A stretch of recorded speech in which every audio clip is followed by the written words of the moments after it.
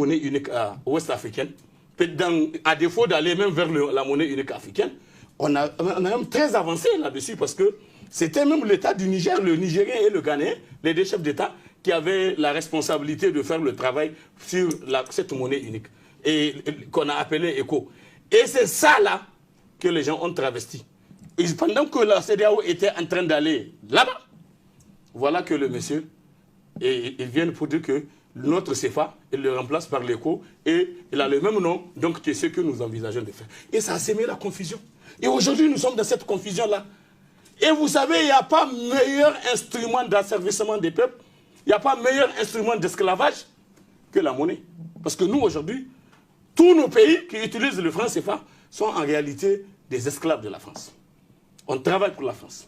On travaille et c'est eux qui fabriquent la monnaie. Est-ce que nous savons actuellement, quand ils fabriquent la monnaie, le franc CFA, ils amènent, ils donnent ça à tous les djihadistes et les terroristes là, ils les distribuent ça, ils viennent, ils font ce qu'ils veulent avec cet argent.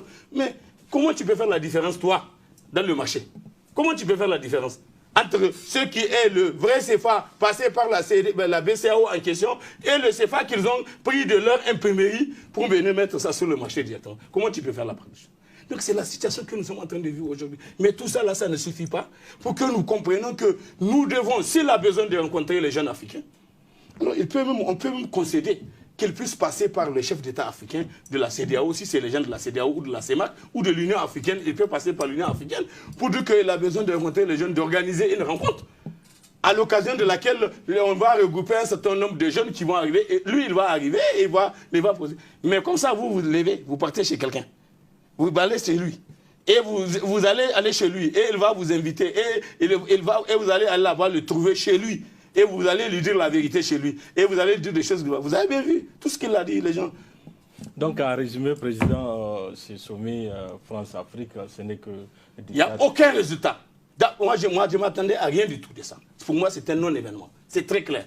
Quand vous avez... Regardez, tout ce qui a été dit au niveau du sommet, tout ce qui a été dit, tout le baratin qui a été fait, que ce soit l'intervention de la jeune du Burkina, l'intervention du Sénégalais, l'intervention de la Malienne, là, ainsi de suite, et même avant elle, l'intervention du jeune homme de la Côte d'Ivoire. Mais tout ce qu'ils ont pu dire, vous avez vu, ils se sont reportés au rapport qui a été élaboré par l'homme Lige, et qui a été coopté, et comment il s'appelle, Achille Bambé, pour qu'il puisse élaborer un rapport et pour dire, voilà, lui, il a une vision d'ensemble de comment on peut reformater, reformuler, revoir les rapports. Et il croit savoir que c'est la voie d'action pour que la France puisse gagner la base de nos différents peuples et que les citoyens africains arrêtent de dire « à bas la France », arrêtent de dire out la France, out abat les forces d'occupation, abat ceci, abat cela. C'est ça là. Ils pensent que dès qu'ils vont avoir ces jeunes gens-là, bon c'est fini, personne ne va plus rien dire. Non, c'est faux. Ce sont des histoires. C'est dont on a besoin. Nous, on n'a pas besoin que la France, condescendante, vienne vers nous. Nous avons une conscience claire de ce que nous voulons, de ce que nous pouvons faire.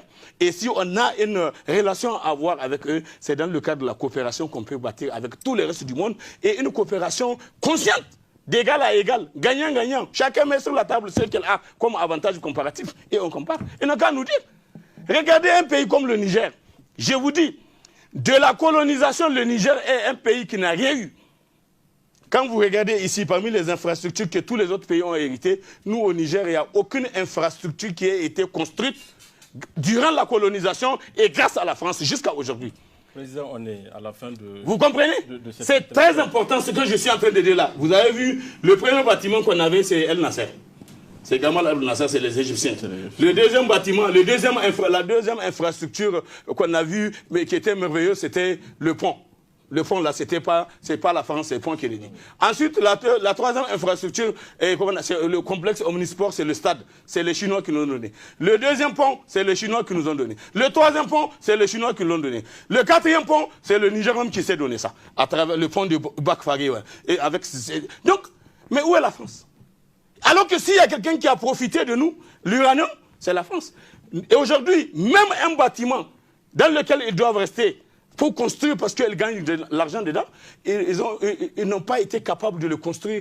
Ils sont venus louer Je le dis bien, loué dans le bâtiment construit par le Niger avec le bénéfice de l'arachide, grâce à la Sonara, qui était notre société nationale de gestion et de traitement de l'arachide.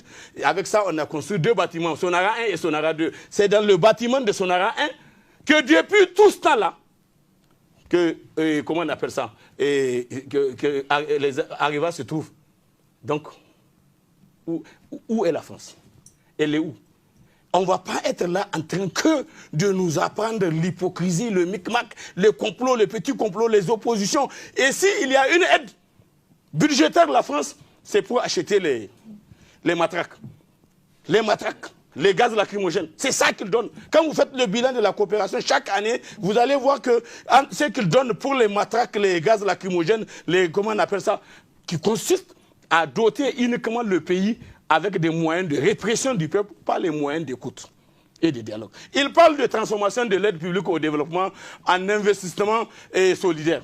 Mais bon Dieu, investissement solidaire. Mais est-ce que lui, on l'a dit que c'est ce que nous voulons?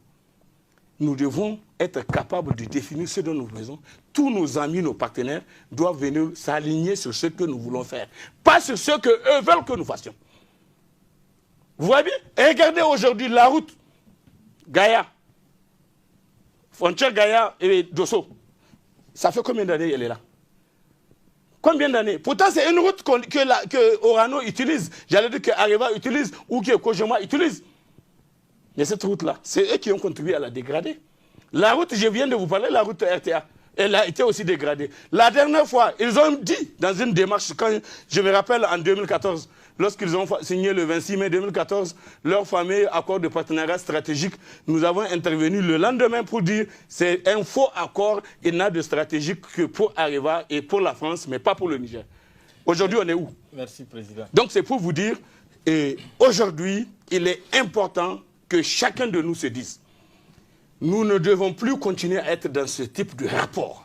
Le rapport de dominant-dominé, le rapport de président-présidé. Il faut que nos présidents, nos dirigeants cessent de vouloir être là en train de faire la danse du ventre vis-à-vis de ces gens-là qui sont en perte de vitesse. Ils sont en décadence. Ça fait longtemps que ça a été prédit. Et ce n'est que des exécutions, ce n'est que le temps. Et on verra que la France, ça sera justement, elle va retrouver sa place. Certainement derrière beaucoup de pays africains. Beaucoup de pays africains, la France sera derrière eux quand on va faire le classement du point de vue richesse, du point de vue puissance économique, du point de vue de puissance, même puissance militaire, Inch'Allah, dans les années à venir, ça sera comme ça. Donc arrêtez comment... Il est venu, M. Macron, il s'attaque au Mali, au gouvernement du Mali, aux autorités maliennes. Il dit qu'elles ne sont pas légitimes. Que là-bas, là, ce n'est pas des autorités légitimes. Et qu'elles n'ont même pas le droit de les reprocher d'être là en train de manquer à leurs promesses en termes d'engagement. C'est eux qui ont dit qu'ils sont venus pour nous aider, pour aider le Mali avec l'opération Serval, pour aider le Mali avec la MINUSMA, dans le cadre de la MINUSMA, dans le cadre de l'opération Barkhane. Et on voit bien que c'est eux qui sabotent le Mali avec la réhabilitation du MLA, qui était totalement écartelée à un moment donné. Et ils la réhabilitent et ils disent que le gouvernement malien et son armée ne peuvent pas aller à Kidal. Et il pose les problèmes avant-hier, il dit que non, le rôle de l'État, c'est de s'occuper des autres aspects, ils vont s'occuper de la sécurité. Qui lui a dit qu'on a besoin qu'il continue à s'occuper de notre sécurité? Il faut arrêter ça. Merci. Il faut arrêter ça. Il faut arrêter ça. Il faut mettre fin à ça. Merci, Président. C'est ça notre lecture, c'est ça notre vision, c'est ça notre souhait, c'est ça notre solution. Et il faut que chacun de nous le comprenne, en tant que citoyen comme en tant que dirigeant. Merci, Président. Merci d'avoir répondu à notre invitation. C'était là Noufou Mahamadou Arzika, président du MPCR. Il s'est prononcé par rapport au 28e sommet France-Afrique. Voilà, et c'est tout pour ces 19h45 de la télévision Labari. Merci à vous de l'avoir suivi.